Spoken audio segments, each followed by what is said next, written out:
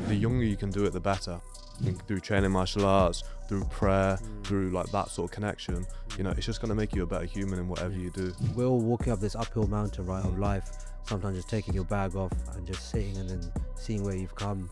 Over half my life dedicated to martial arts. And you've done karate and you've done MMA and you've done jiu-jitsu and you've done judo. for example, I won Europeans when I was a white belt. Yeah, I remember my granddad was like wearing the medal around like the hotel and stuff, and just like telling people, and that's like not letting the winds get you too high, but then also not letting the lows bring you too low. So you know, people turn to alcohol a lot and they try and like, you know, they almost become someone that they're not, and that's the problem there. Everyone's got things going on, personal and work and things like that, but you know, when you come to Gurdwara, when you do like matatek, like again, it just clears all of that. I find you get that like mental clarity. I almost just wish like everybody would train it, because the world would be a better place. Yeah, you know, you know, I'm trying to be that guy who's like flying that flag for like Sikhi and Jiu-Jitsu, you know.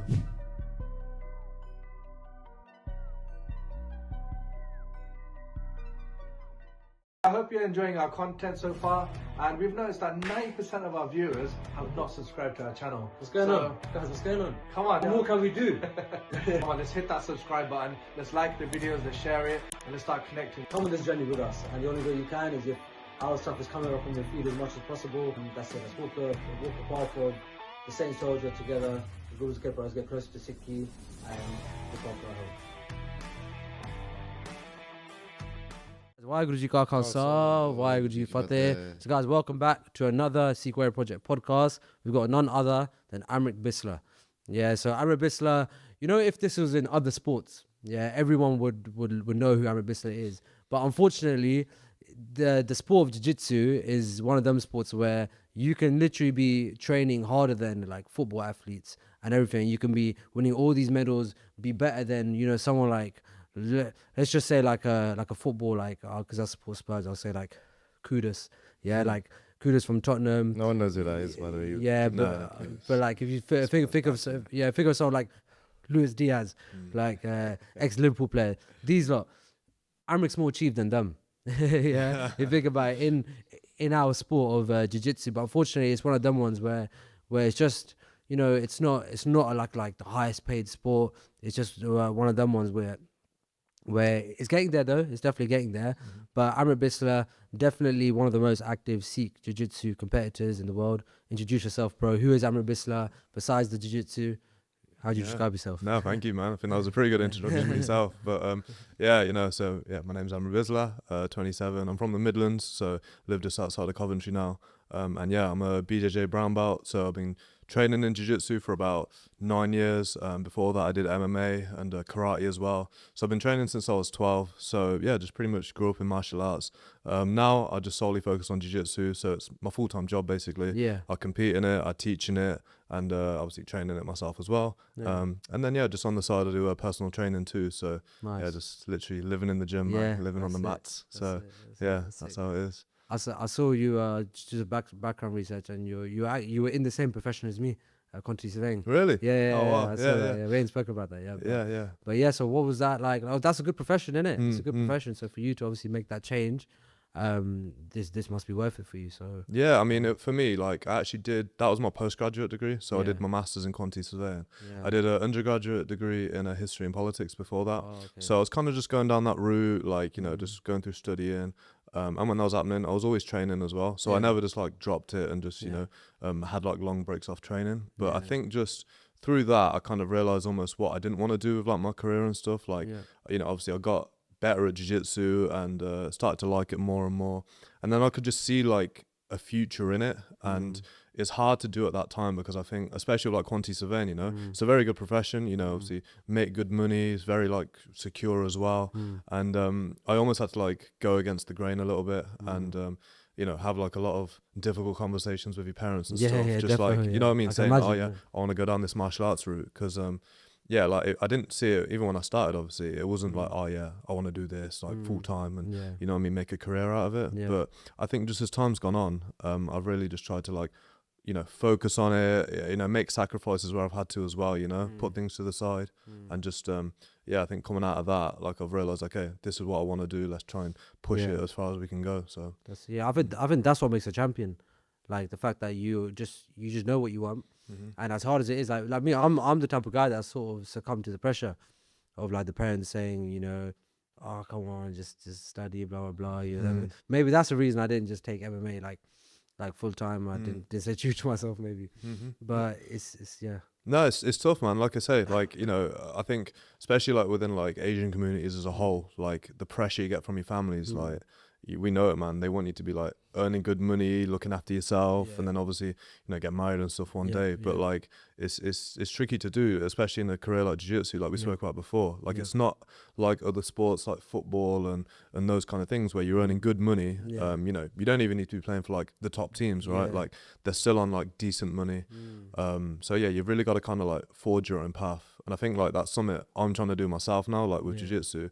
Like there's not a lot of people who are, you know, making it a career and like putting it on the map, especially for like Sikhs as well, right? Like, you know, I think people just don't have those kinds of guys to look up to in jiu-jitsu. So yeah, you know, I think hopefully with time I can kind of be that person, and then, you know, who knows, 10, 20 years down the road, it's more of like a commonly accepted thing, you know, 100%, not going down the university route all the time, but, you know, there's sporting options there as well. So we should encourage more youth to go down this route if that's what they love. And I think when you started, obviously you've been competing for a number of years now, I guess more so now, I'm not sure. But I guess you've been competing for a number of years now, and only over the past couple of years, like jiu-jitsu athletes have started getting paid more, obviously with CJI and what Craig Jones has done and stuff like that. But before, like obviously it was kind of known that, oh, you're not going to get paid so much. So for you to do it, you must love the sport. Yeah. So how do you feel about jiu-jitsu? Why have you gone down this route? Yeah, that's it, man. I think like one of the biggest questions I almost had to ask myself as well was like, you know, when I used to train MMA and then making the switch to jiu-jitsu, like, you know, almost had to pick between the two of them. And for me, like, it was like when I started university, like my first year of my undergraduate degree, and I just like, I don't know what it is with jiu-jitsu, man. It's like I just seen, I think, more long term that I could do jiu-jitsu like later in life. Whereas, you know, going through my teenage years, I'd had like, you know, a lot of like scraps in the gym and like standing, striking, sparring. Like it's quite a lot on your body at that age already, you know, like picking up like concussions and things. Like it's not something to almost take lightly. And then, yeah, you know, as I was getting through university, and I think, you know, studies were picking up as well. There was like a lot on my plate. So it was hard to get like all your training in for MMA, do your jiu-jitsu as well, and then, you know, do your full-time degree. So that's why I just made that switch to go with jiu-jitsu. And thankfully, I picked like, I was in a good city in Nottingham, which had like really good places for MMA and jiu-jitsu. So yeah, it was a good choice for me. And I thought, okay, I'll just give it a crack and see where I get to. So yeah, it was good. Do you remember like when you first started training, like were there any underlying things that made you get into training? Did you go for any hardship growing up, like getting bullied or anything? Yeah. I mean, well, I suppose a bit more on like the humorous side. I actually started when I was like 7. I did judo, and that was one. Same. But yeah, because I think that was a bit more known at the time, and like it was something that my parents just put me into, and it was just one of those like, right, get him in there and just get him training, and you know what I mean, keep him at it.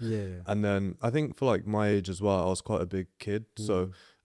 Quickly after that, they kind of put me in like the older age group, and then I was just getting like thrown around a lot, and like I used to come home crying to my mum more.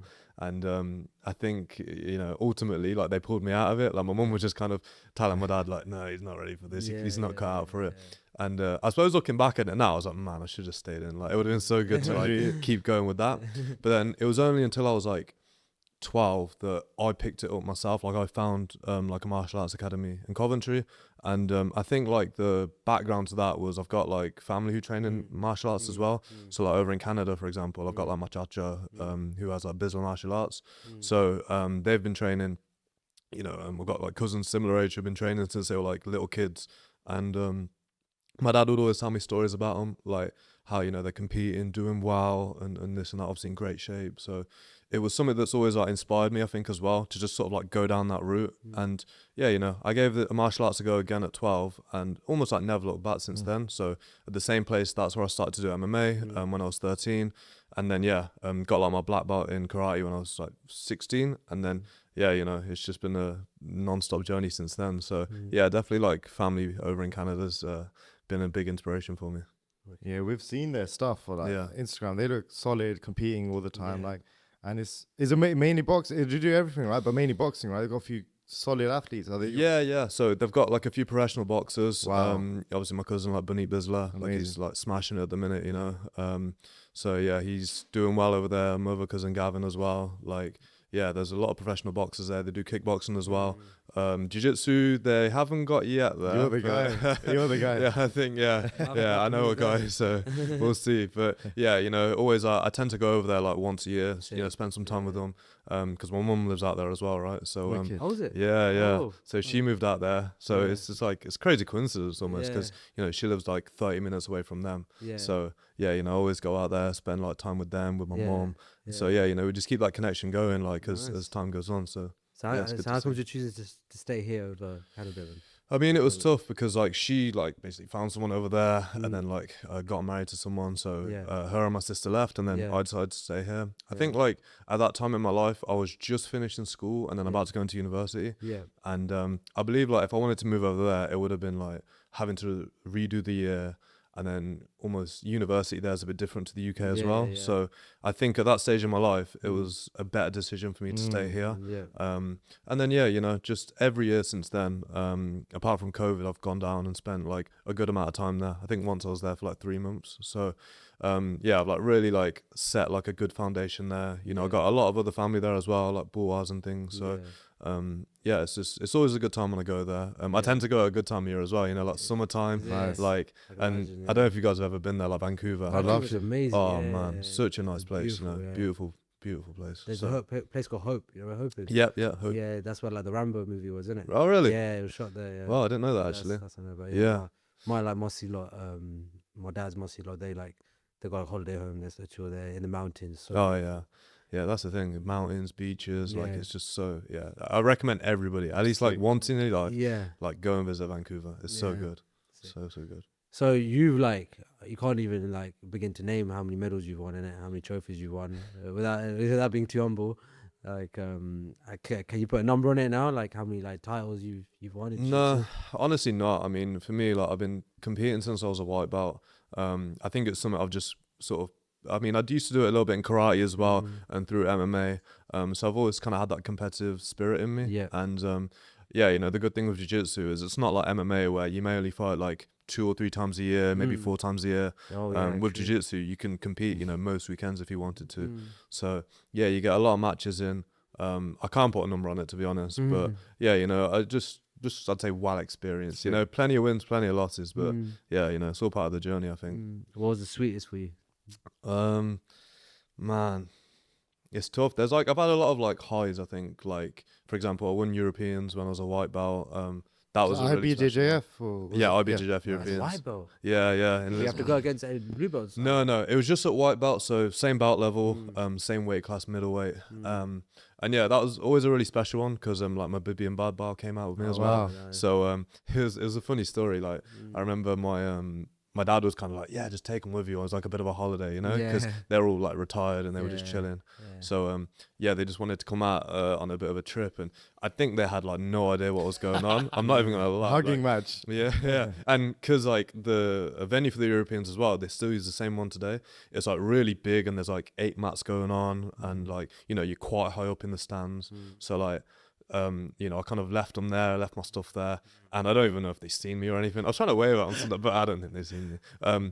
But yeah, obviously, I think it was like 6 matches I had that day, so I was down there for like a lot of time, and then I came up to them at the end, obviously had the gold medal, and like, yeah, their reaction was just like priceless. Yeah, it was really nice to see. And beautiful, even though they don't probably understand it, they just. That's the thing, yeah. Just the fact that you're happy and you got a win and you. It's amazing. You won the whole thing, right? So yeah. I remember my granddad was like wearing the medal around like the hotel and stuff, and just like telling people and that. I was like, you know, chill. It's like white belt, you know, like it's not.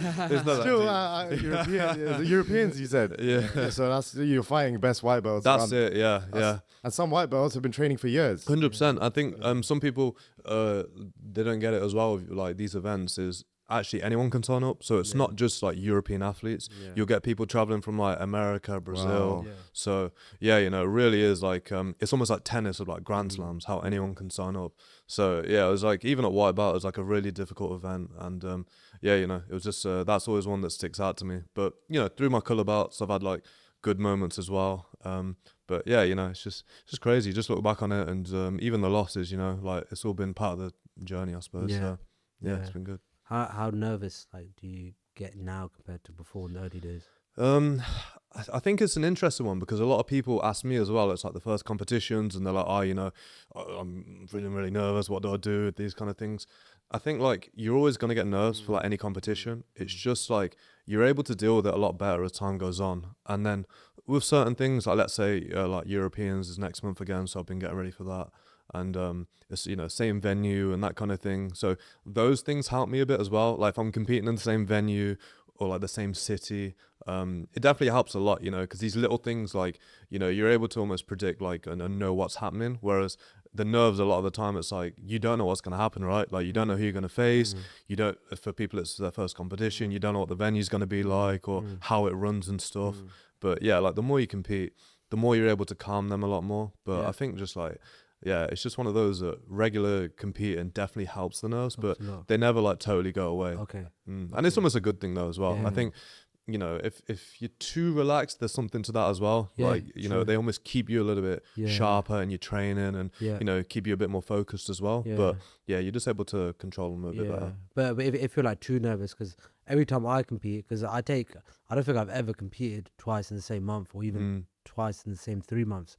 Every time I've competed, like I'll compete like once at the beginning of the year, once at the end of the year. So I leave a lot of time in between. Yeah. And I get really, really, really nervous. Yeah. And I think the more nervous you get, the more tired you get, don't you? In a way, definitely. Like it's really weird. You can almost overwhelm yourself. And, I think like one of the best pieces of advice I've sort of listened to is kind of this idea that with competing, don't make it something that it isn't. Like it's not this grand spectacle that, all these people are going to be watching and, it's something different. At the end of the day, it's something that you do all the time when you're training and you're sparring, right? Don't expect it to be easy. Don't just think, oh yeah, I'm not even going to break a sweat kind of thing. Like expect to work hard, expect to be like breathing heavy, sweating, but also like it's what you do all the time, right? Like in the gym, sparring, things like that. So I think the more almost normal you can make it, the easier it'll be and the more you can control the nerves. So do you use that method then of kind of not treating it as a spar because it's more important and bigger than that, but you are kind of treating it as a spar as well? You're saying like, I'm just another guy, that's another guy. We spar people every day, so I'm just sparring another guy. Is that how you treat it, or is it? Yeah, I mean, to a degree, it's like, again, it depends obviously like how long in advance you're looking at these competitions. If you're signing up like months before, the nerves can begin then, right? And you can really work yourself up leading up to it. And sometimes people drop out and they don't sign up in the end. But I think really just keeping it calm, like leading up to the process. So, months before, weeks before, just keep consistent with your training and, everything else, diet on point, sleep on point. And then when it comes to competition day as well, again, it's just being able to like control those like emotions that you're feeling, because I suppose the funny thing is you got to remember like everyone's going to feel something similar. Everyone's got those nerves, and you're checking like your division and your bracket before, like who's this guy, checking their Instagram, like how what's the word, counterproductive is that?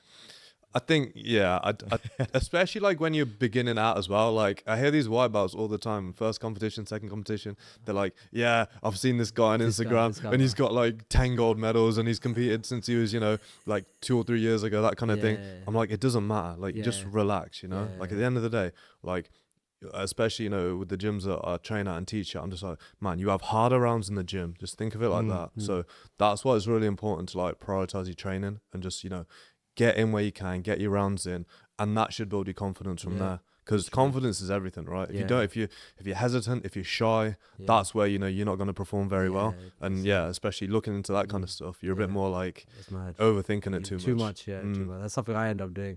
Like I said, if I had competed more often, then I would be able to deal with the nerves a bit better. But nerves, like it's like the scariest moment of my life. And then, other people look at it like you're literally going into a mat. And you're.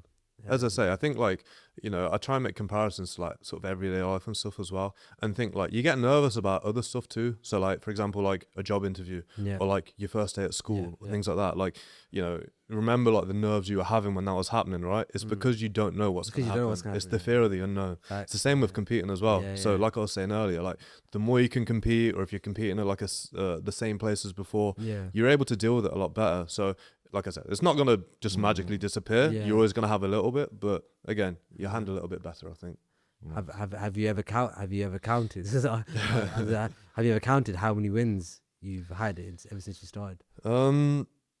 Honestly, no. Like for me, I moved house like a few times like over the years. So I remember one of the houses, like I actually like put my medals up in my room and stuff. And I kind of like counted the medals there, but I didn't really count like wins or anything like that. Like to be honest, I think the gold medals are nice and obviously they look nice and show that you win and stuff. But what I think more about is like the ones that I lose. So like even the bronzes and silvers or the ones that I don't get. Those are the matches that I think more about, not necessarily like the ones that I win. And that's how it is in jiu-jitsu. I think like everyone loses and you're not going to be on fire like every single day. And I think that's probably the bigger thing as well. It's just like picking yourself back up, especially for someone like me, like a competitor. So it's like almost staying very like level-headed. So like not letting the wins get you too high, but then also not letting the lows bring you too low. So that's been more important for me rather than just like, okay, like another gold medal kind of thing. So I think that's like a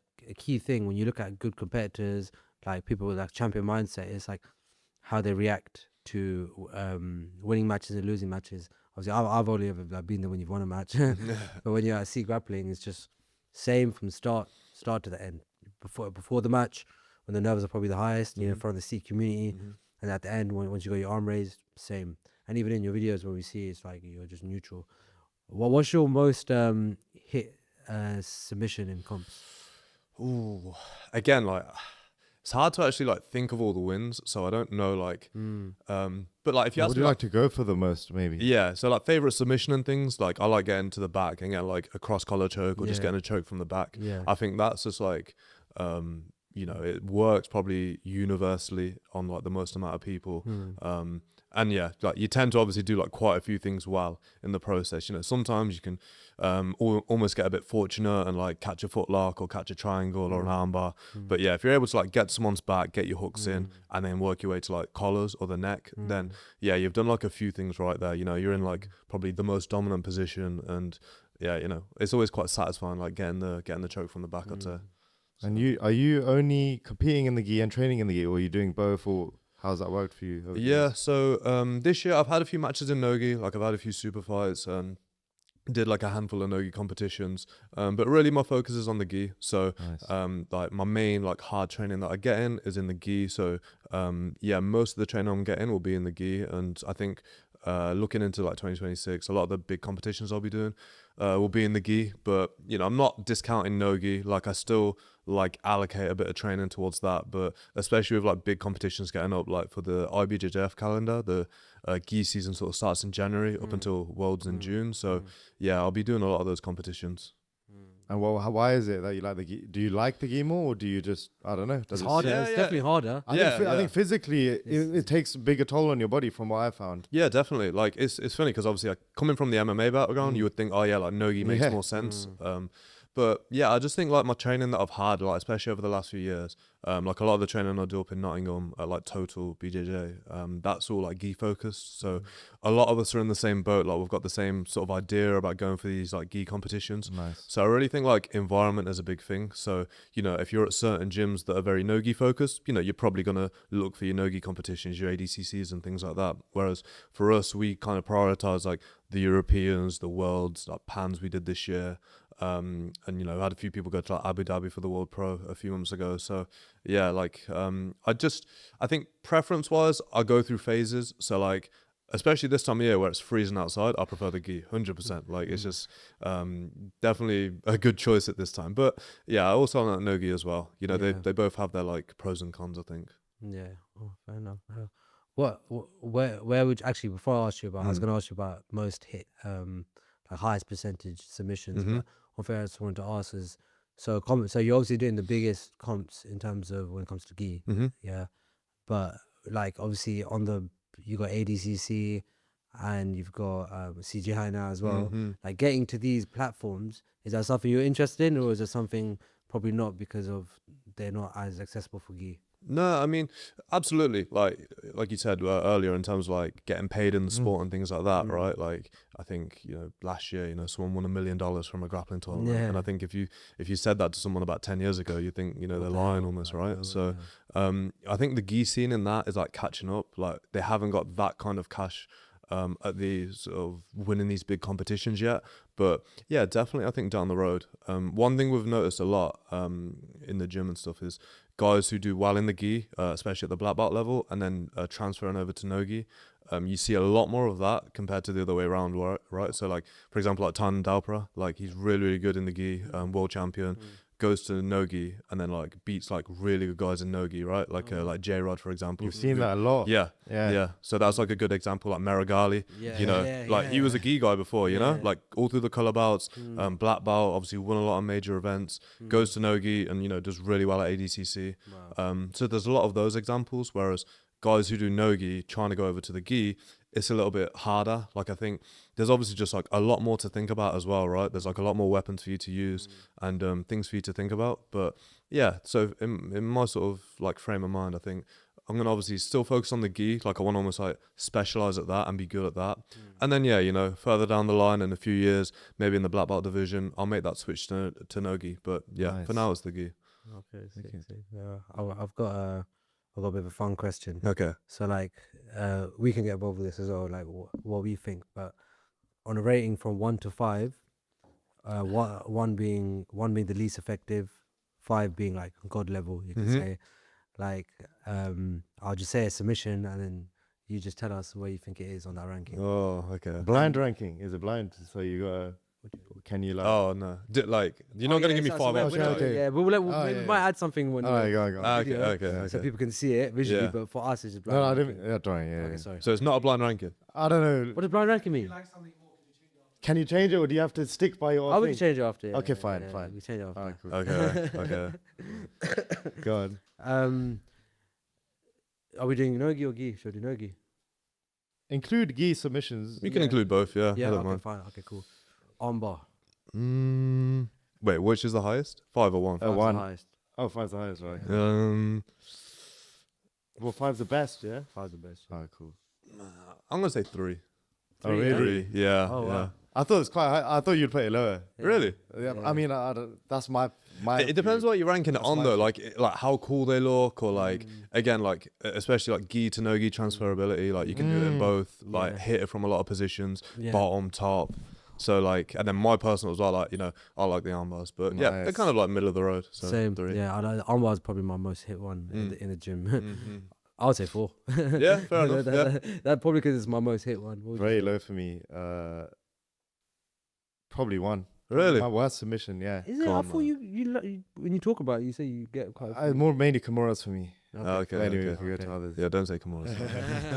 Okay, let's move to Kimuras then. What do you about Kimuras?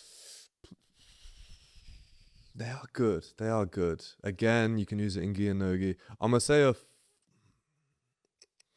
actually, I'm put lower than arm, but I'm gonna say a 2. I'm gonna say a 2. Yeah. Wow. They are good. Like, in terms of submission, yeah, obviously you can hit them and stuff. They work well. I like using like Kimura traps, for example. So like using that to get to the back and to get the back get a as sweep well. exactly. So yeah, I'd say just the Kimura as a submission, Yeah. a 2. But yeah, you know, obviously Where would you put the Kimura trap position then? that's good, man. That's good. Yeah, it's That's the best. high. Yeah. Even to get armbar, I always use that. Yeah, you can use it for so much, and right? back take, yeah, yeah, back take, crazy. all of that reverse triangle. So that'd be like a 4 or 5, Yeah. right? Yeah, But 'cause like, I've recently we've loved going to T Kimura, yeah, and then you know where you like they're defending like this, yeah, and you put your leg over their Through. elbow to get the triangle. yeah, man, it's beautiful. That's Man. the It's best. a really good So submission. many things. Yeah. So Kimura for me, I'll say 3 for me. Mhm. Like, this is just depending. Obviously, you're on such a high level, so Of course. you're seeing what was high level. don't think what I These say is things like are different. final. It's like, all no, perspective. That's it. It's all perspective, man. Yeah, Yeah, it's all What would you perspective. say? Me, the Five. the Kimura position I would put as a 5 for Yeah. me. I use it everywhere. In every Yeah. spot I use it. Yeah, But if it's just a submission, I would say I'd still be high 4. Yeah? I think so, yeah. yeah. Kimura sweeps as well from close Yeah. guard, like they're really good to Yeah. use. So yeah, they're quite versatile. Yeah, okay. Renegade choke, obviously we know for years. ago. Yeah, that's pretty high.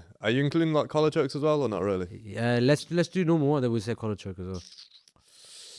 Yeah, that'd be like a 4, 5, something like that. Like the thing is as well, like with these kind of like strangles, as I say, you're gonna be able to hit it on more people because let's say like arm bars and like Kimuras, you might have people who are like really flexible arms or shoulders, and then like or like double jointed, you're just not gonna tap them, right? Yeah. So like with chokes though, like if you put it on and they don't tap, they're going to sleep. Yeah, Like, there's yeah, what I mean. that's the Everyone's thing got with like choke, that similar kind of like durability. So yeah, it's quite high, I'd say. Like yeah, I mean a 4 I would say for renegade choke. Wow. Fine. And a cross collar choke.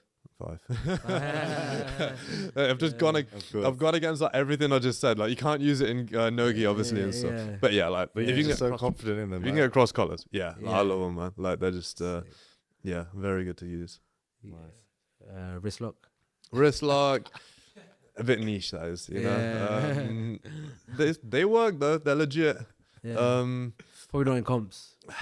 I mean, even in comms though, it's just you just need to know like when to hit it. That's Yeah. the thing. Timing thing mainly, innit? Yeah, yeah. Like you can get it from standing, for example. You can get it from side. Like there's so many places. I'll probably say 2 though. Like I can't put it over an armbar just like out of principle. Yeah. But yeah, I think like a 2 for wrist locks. Do you know, I get more wrist locks than arm bars. Really? But I'm just a blue belt. See the level, it's like I'm hitting them on, beginners. You could say. Yeah. So what's a funny story? When I got a wrist. Yeah. So I was sparring this guy once, yeah. And I'm going for a wrist lock purposely. Like, them ones where you're on top inside control and you kind of, they kind of end up bending their own wrist. Yeah. And I'm putting the pressure with my chest.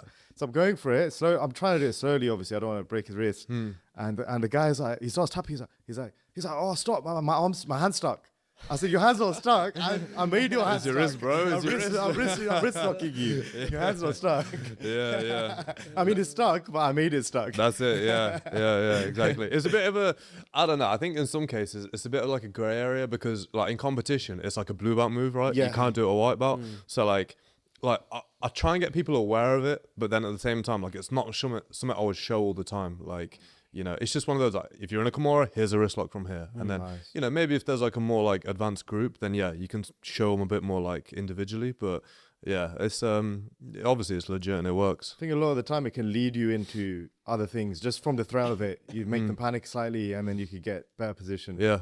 It's just something else for them to think about. So yeah. What about you with wrist locks? For wrist locks, Yeah. not as much for me. I'd say probably 1. Okay, nice. Yeah, 1. I can remember like maybe a year ago hitting it on someone. Sometimes I do it, but we had a seminar one time where they taught it to everyone. So as I'm trying to go for it, people are just clocking what we're going for because we were all there. Yeah, everyone knows it. We were taught it, but that's just probably my unexperienced mind thinking it's a 1.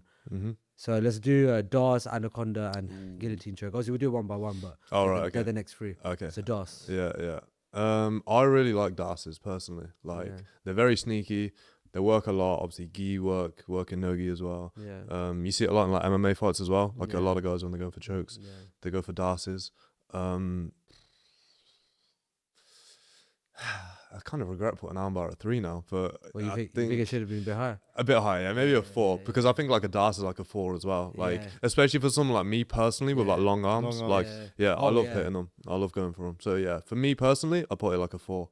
Nice. Like Wow. I'm not good at DASs. I've recently been getting on some white belts, but it's always been a grey area for me. It's just embarrassing. I'm saying that as a purple belt, but I'm not that good. I'm okay at anacondas. Yeah. But DAS for me, but I know it's good, innit? But this is not based on my own experience. This is based on seeing people do it on me, seeing how much happens in comps and fights. I'd say 4 as well. Yeah, I don't really hit them. My arms are so short. Yeah. I think you can still definitely do them. Like our coach Sandip, his arms are like probably same length as mine. Always DASs me. So it's like I'm just not good enough to use them, I think. But I've got to work at it, I think. Yeah. It's good submission. Very good submission. It is. Yeah, definitely. I prefer them to like anacondas and even guillotines to a degree as well. I hit a lot more. I think from DASs half than guard it's pretty nice. DASs. Mm. I don't know. That's what I find. Yeah. It's a half guard because you've already got that leg You're trap. stuck there, innit, already. Yeah, you got the leg trap. I They're really on the struggle. side, yeah. I struggle at the moment as I'm getting the DAS. So I got the lock with the arms, and then trying to get my head on their back, and whilst thinking about putting my leg to trap their leg. To trap the leg, yeah. I'm just struggling to get that done in time. Yeah. It's a lot to flat on think their about back. for sure. It's definitely a lot to think about. But as I say, I think that is one of those that, I think if you've got longer arms and stuff, like it suits you better. But yeah, there is a bit of like versatility to it. Like, you can hit it from a few different positions, like as a turtle in or from half guard or Yeah, that's the thing as well. a few different spots. What do you think about anaconda then? Anacondas I don't use as much. Like, they're good. They are good, but I just, they're not my personal favorite. Like, I would take a dance over anaconda, like, all day of the week. I also don't like the roll you have to do as well. Like, I love that. I hate it, That man. makes me feel so sick. Yeah, Like, even if I don't get the choke, I'm like, child, we've done the roll. When everyone teaches you, I just call it like a sausage roll. Like, you got to do a little sausage roll across. But yeah, you like, it's a weird one because you almost feel like you're losing position over it. Yeah. But still effective for sure. But yeah, nowhere near my favorite compared to Das. So it'd be like a 2 for me. Oh, okay. Yeah. What are you? I'm not great at them. I'm good at the role, like you said. Yeah. So, but also I think people now, they're good at kind of anticipating the role, and just they know that this guy's gonna try roll me. They'll put all their weight to the other side. Yeah. You're kind of stuck there for a bit. You might have to yeah. swap to DOS or guillotine. Yeah. And it's just I think people are not letting you roll so easily now. I mean, maybe the game's changed. Obviously, the game's always evolving, isn't it? Yeah, absolutely. Yeah. Yeah, I would say anaconda for me 3. Wow, nice. Yeah, and that's what I believe. Like that's how based off of my experience. Yeah. Yeah. Like, it works. Well, I like, believe. Yeah, but it's just hard to get. That's like, that's just like from other people's experiences, my experiences of 3. And then guillotine choke. For me, that's a sticky one, man. What do you think? I wanted you to go first on this one. I wanted to see. I don't mind. Go on. Guillotine choke. Based off of my experience doing it, how good I am at it too. Even though I've slept someone with it in an MMA fight, but I would say overall, because our coach talks about how effective it is. So because of that, I'll just put it a bit higher. I say 3, but I just struggle with it, man. Really? Yeah. I'm the same. I actually struggle with all chokes in general. I'm more of a joint lock guy, but I know chokes are better because obviously people with hypermobility, I can still get them, obviously. So yeah, I struggle with chokes. I think I need to get better at them. I think the gi chokes are way better. Just you got a whole gi. Like, I love gi chokes. Exactly. I love that north south. I don't know, the gi north south choke. Yeah. Beautiful. That's a nice one. Yeah. Yeah, I mean, like loop chokes and stuff as well. Exactly. Beautiful. Yeah. I think me personally with guillotines, like, I'd put it high. I'd put it like 4.5, something like that. Because again, do it in gi, do it in no gi. You see it a lot in MMA. Standing position, you can guillotine. On the ground, you can guillotine. You can guillotine them like bottom position from guard. You can do it on top if you get to like mount, for example. There's like a lot you can hit it from. You know, you can start in turtle, like, and yeah, you know, arm in, arm out. You know, different ways, right? So yeah, guillotine. There's a lot of like, and you don't need like the longest of arms either. It's just more about positioning there. So True. yeah, I think definitely like over a DAS, over an anaconda. Like guillotines are legit. I changed mine to 4 now. Because I think personally, I'm a 3 for me. Yeah. But based off everyone else kicking off, Definitely. it's a 4. It's so effective. Yeah, it's what do you think of the mounted guillotine? So you know when from DAS, because I can't get DASes, so I end up just going for the guillotine from that position, and then I get him to mount. Yeah, it's legit. I like using it more like, let's say someone's shooting his head down on me, I begin to get that like headlock position, and then I'll use like butterfly hooks to take them over to mount, where I've still got like a guillotine from there. So yeah, arm in, would it? Because that arm's trapped already. Then I guess I think it'd probably be more. I'd probably go arm out. You can put like your hand on your stomach, and then you can use your other hand to like base off the mat. So like, that's a pretty good one to use from mount. Nice. But yeah, it's like a different type of finish. Obviously making sure the head doesn't pop out. But yeah, you know, yeah, guillotines are good. Nice. Now guillotines are solid as well. I had a question around because you said you're a black belt in karate as well. So like, I haven't done karate obviously, but just growing up in a martial arts environment like MMA, wrestling, jiu-jitsu, like I think there's a perception for people who do MMA especially that karate is kind of pointless or not very practical. But because you've done karate and you've done MMA and you've done jiu-jitsu and you've done judo, what would you say about karate? So I think it's interesting. So I want to like say first, the karate that I did, so it's not like a very specific form like Kyokushin or something like that. Like the style it was very like, almost want to say modern in a sense. So you used to do like a bit of forms, you did like a bit of weapons, for example, you did a bit of sparring, like it had a bit of everything involved in it. So it was a bit like different to, let's say, traditional type of karate, but obviously had a lot of elements in there. I think as a martial arts, like, again, it started to build a lot of those like important characteristics, discipline and like confidence and focus and things like that.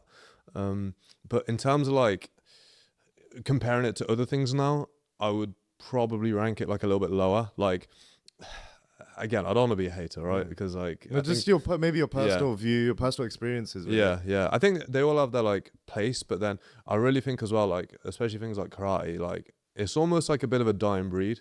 Like you see, for example, you know, people wanting to pick up a martial arts and they go to like karate or like those kind of ones where really like, you know, you're learning in like a sports center and it's very like part-time, and you know there's not much like, you know, there's not a lot of like professional karate athletes really. I think, you know, is it still in the Olympics? I think maybe not. I think yeah, I'm not sure. I don't know. yeah, like I don't even know if it's in the Olympics. So like the path really isn't there, you know. Whereas, you know, something like jiu-jitsu now, obviously MMA too, like there's a clear pathway. You know, you go to like a proper gym.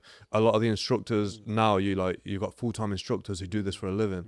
And obviously it's like self-defense purposes as well. I would say, you know, a little bit like superior in a sense compared to karate, traditional karate, let's say. So yeah, that's just my opinion personally. Like there's obviously a lot of benefits to it as well, and if you like, you know, that side of it, the forms and using the weapons, you know, when you're a kid and a teenager using like nunchucks and stuff, like that's pretty cool, you know. Cool. But yeah, you know, I just think in terms of like real world like use, yeah, you know, you're grappling, you're striking, MMA, like putting it all together, like that's a bit more useful in my opinion. Yeah, makes sense. So, bro, you're just like a physical specimen. like Yo, cut that belt. yeah, like even just seeing your training videos, proper athlete, man.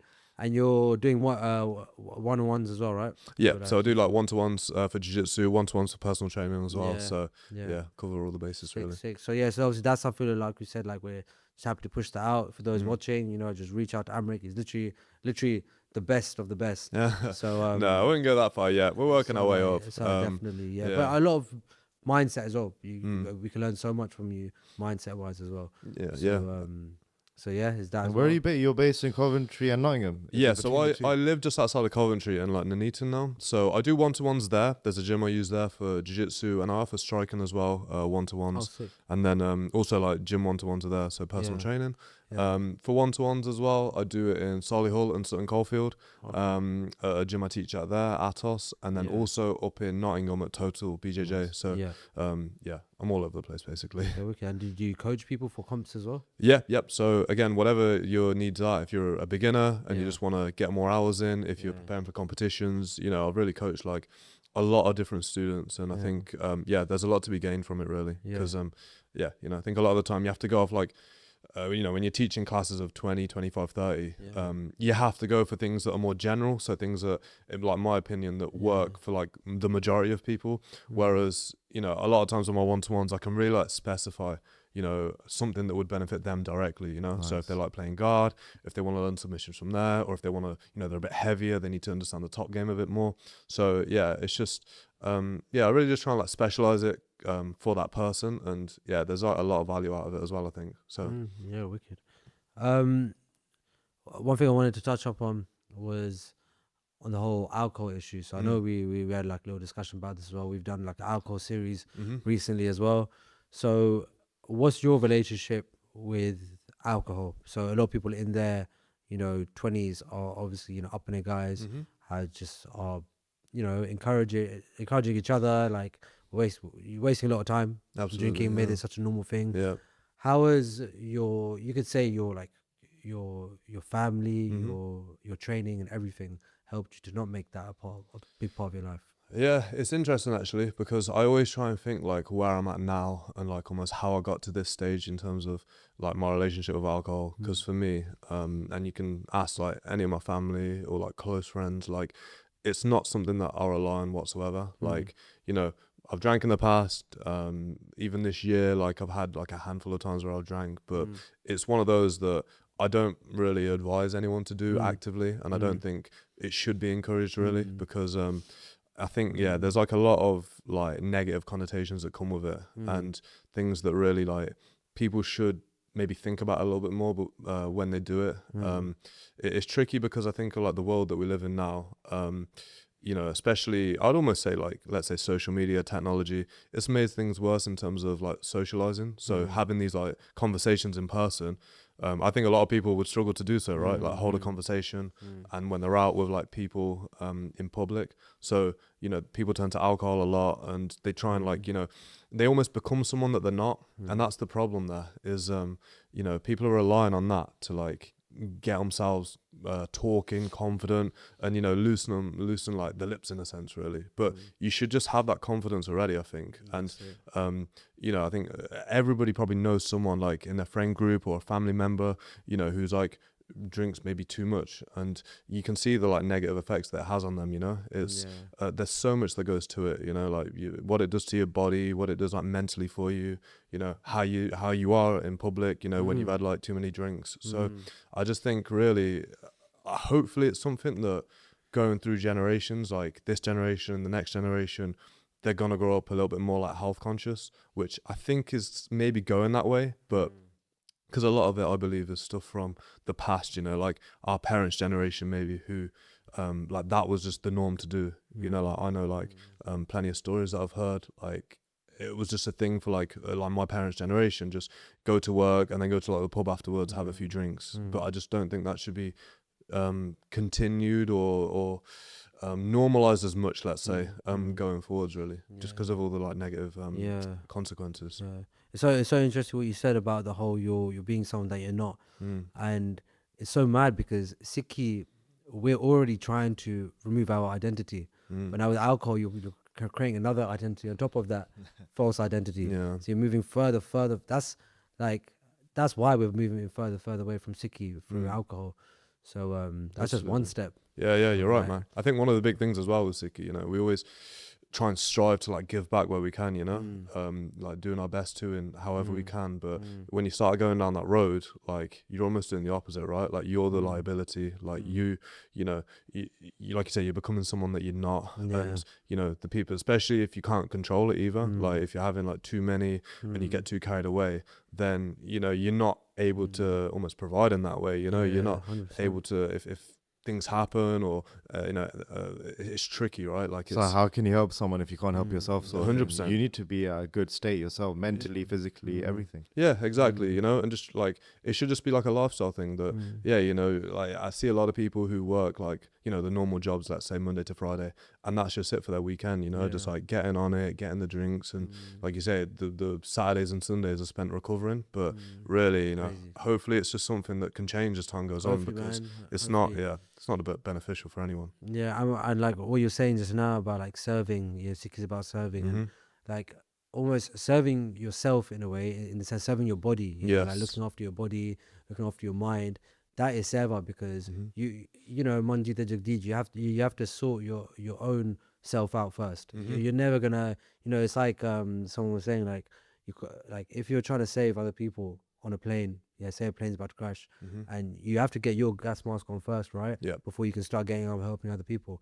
And that's the thing now. So when you like are building yourself so much, it's so much easier for you now to then inspire people. Like it will just be effortless for you as well now. Like people in our community are just gonna like watch this, hopefully, Maharaj Kirpa, and see the way you conduct yourself. You know, the open mats we do as well, see how you conduct yourself, and like, cause just from your character and your presence, we could just learn so much as to, and it explains as to why you've done so well, won so many medals. And like it's something I couldn't do, because I feel like I'm so like up and down with my emotions, but you're so neutral with your emotions, and that's Sikhi in itself, man. Working on your body, working on your mind, that is Sikhi. 100%, you're right, man. I think like, again, in terms of like working on yourself as well, like really a big thing, I don't want to keep circling it back to martial arts, but I think that has such a big role to play in it, because you know, it gives you that discipline, it gives you that like self-confidence, and I think you just naturally make decisions based off that. So like, you know, again, I was around like the circles in university who would like drink all the time, and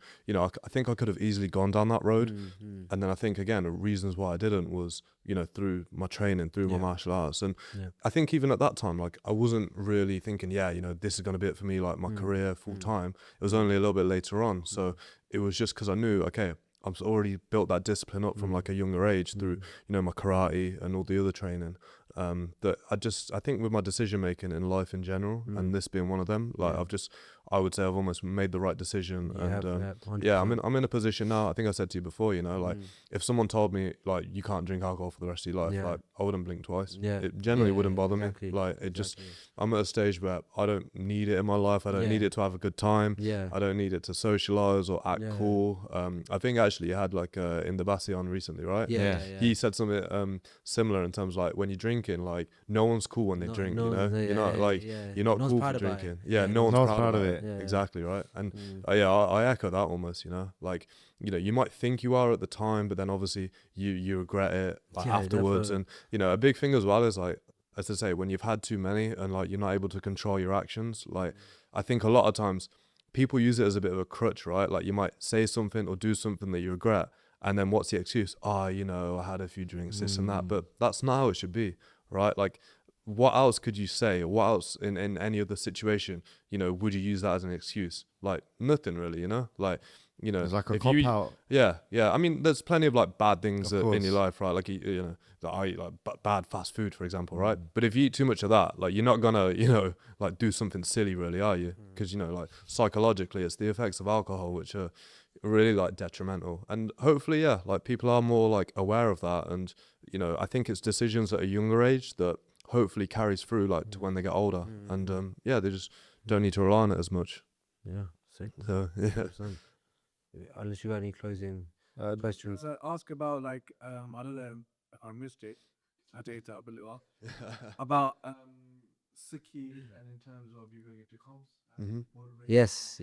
So I think we did speak about it in after your fight. The last one, a little bit. But let's touch up on it again. Like, how does that help you before fights? Or with fights? Absolutely. So like again, one thing, you know, you were talking earlier about your nerves, right? And like controlling the nerves. So I think whilst I've sort of built that like discipline and that mental fortitude, a lot of that comes from like my spiritual side as well. So like being in connection with God and making sure, you know, I'm trying to be there as much as I can, you know, doing like matate, going to Gurdwara, like, you know, being present there. And I think really like just spending time there when I can, you know. I know everyone's got busy lives and things going on. And, you know, even me, like I would almost say, I wish I could go more than I can, but it's just really putting that time in and just, as I say, you're almost zoning out everything out that's going on in life. You know, everyone's got things going on, personal and work and things like that. But, you know, when you come to Gurdwara, when you do like matatek, like again, it just clears all of that, I find. You get that like mental clarity. And it's just, it's something that definitely carries through for me personally when I'm competing. Because, you know, all the stress that goes on with that, I mean, you know, competing yourself, like there's a lot that goes into it. So, even if it's just, you know, 10, 15, 20 minutes, just like sitting down, listening, just taking your time, just keeping yourself quite calm. And it just helps me a lot, I think, you know, with everything else going on. 100%. You know? Yeah, I just almost see it as like you just like, we're all walking up this uphill mountain, right, of life. Sometimes just taking your bag off and just sitting and then seeing where you've come, sort of thing, and just appreciate the journey.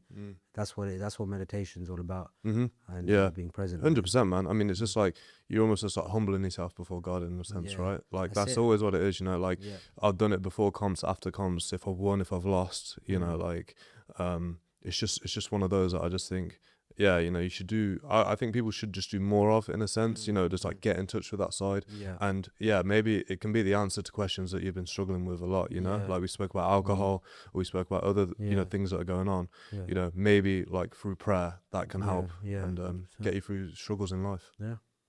I find as well that like, for me, I'm sure you feel it too, because you've done it for longer than me, you've trained for longer than me, and you've competed much more than me too. And when I'm sparring, I feel like that in itself is a meditation, and you go into that state where you have no thoughts and you just are, you're just being. That is the state that you also reach when you're sitting there in meditation. It's the same thing. So I think personally, like, I mean, this is such a big reason why we love, you know, Sikh Warriors, like Sikh Warrior Project in general is Sikhi and the warrior side, just martial arts, battles, whatever 100%. It may be, they are intertwined. You can't take them away from each other. So much you get from martial arts that we encourage in Sikhi, and there's so much in Sikhi that you can also take to martial arts. Absolutely, man. Yeah, I get you. Like, there's so much that crosses over there, you know. I think, like, the more I think about it, the more crossover there is. And I think it ultimately it's just going to help you in life in general, right? Like, you know, you don't have to be someone like me who takes this really seriously and, you know, this is like the focus. You know, it's just becoming better humans, really. That's what we're all trying to do, right? Yeah, And that's it. I think through training martial arts, through prayer, through like that sort of connection, you know, it's just going to make you a better human in whatever you do. And that's what it's about, really, you know? That's it. That's absolutely what it's about.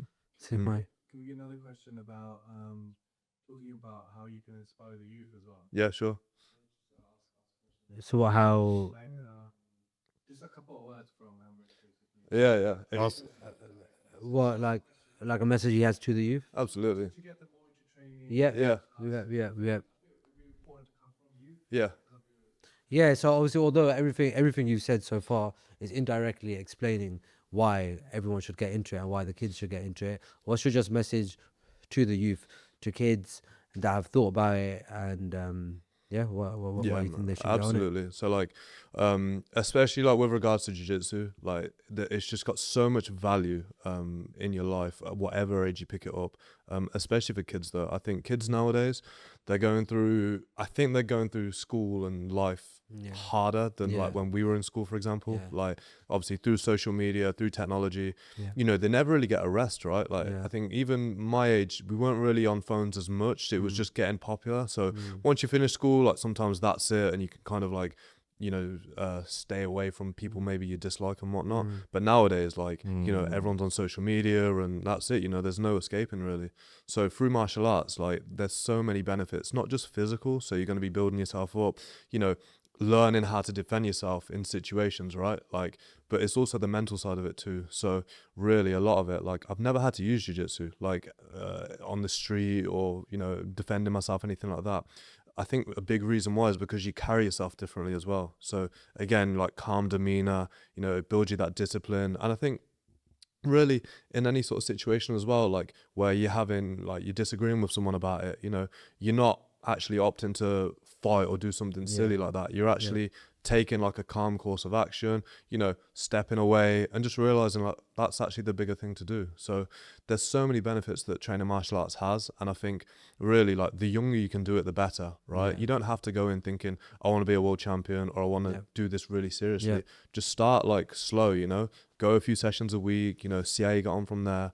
And I think like as time goes on, you know, you'll find reasons to like it because, you know, obviously I'll speak from a jiu-jitsu perspective. Like we know how difficult the sport is, you know, like your training's hard sometimes, you know, you're not going to win every time you go in, you're going to get tapped out, you're going to get swept, but it's almost like a small reflection of life as well, because that's how life is. You're not going to win at everything in life. You're going to have losses, you're going to have setbacks, and then it's really about like picking yourself back up and then, you know, making sure you stay present there, you know, like keep going, keep chipping away, and almost later down the line, you'll thank yourself for it as well. Because as I spoke to you about earlier, you know, it's just about being a better person. And I think training martial arts and then obviously more specifically jiu-jitsu, like I almost just wish like everybody would train it because the world would be a better place, you know? 100%. 100%, man. When you fight, there'll be less fights. Yeah, that's it. That's it. When you fight, you'll fight less. It's because, you know, the conflict that you go through when you spar, you know, like anything that you go through in life, you know, you have a tough day at work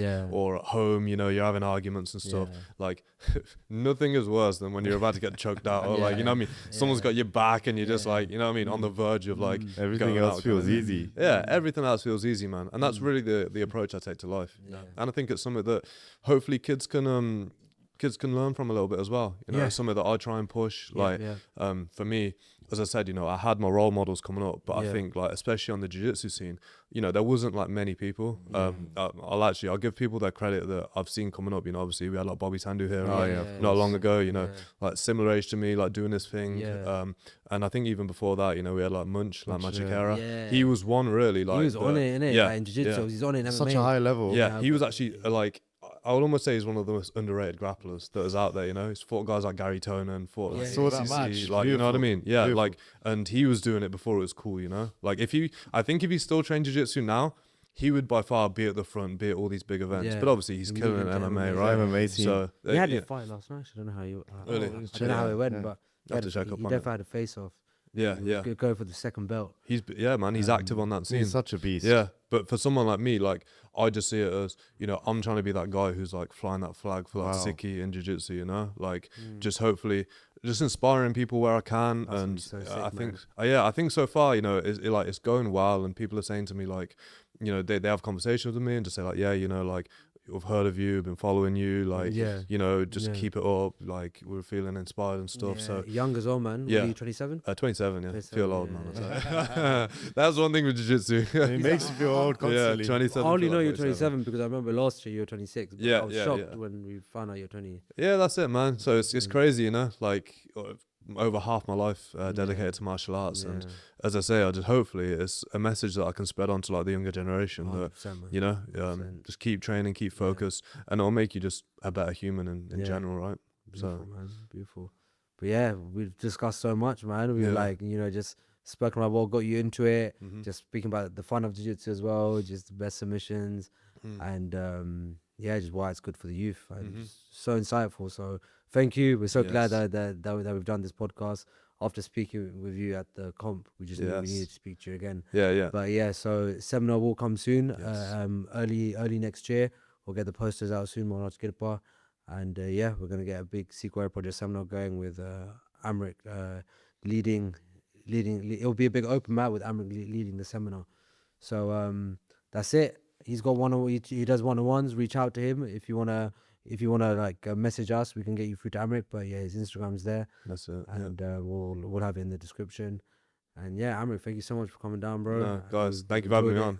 As I say, you know, I've seen a lot of your podcasts before. You've had really good guests on, and I just thought, yeah, I could come on and sort of offer. Yeah, offer no, what I have, 100%. and, yeah, man, it's been a good 100%. conversation. Yeah, it's been sick, bro. And honestly, good luck for just your future competitions. Appreciate and hopefully we can be there and do a vlog on. That'd be sick. Yeah. IBJJF, you know. Yeah, wicked, So, man. Thank Get you, some guys. training in one day as well. It'll be wicked. Always, man. If you're Always. ever in London, Yeah, come yeah. to Yeah, our yeah, gym. Yeah, just let us know when you're in London. It'd be amazing. We'll let you know when we're around here again. That's it. Yeah, you know, any guys in the Midlands want to get training in, just shoot me a message. You know. 100%, brother. Yeah, But be thank good. you so much, guys. So, guys, hope you enjoyed that.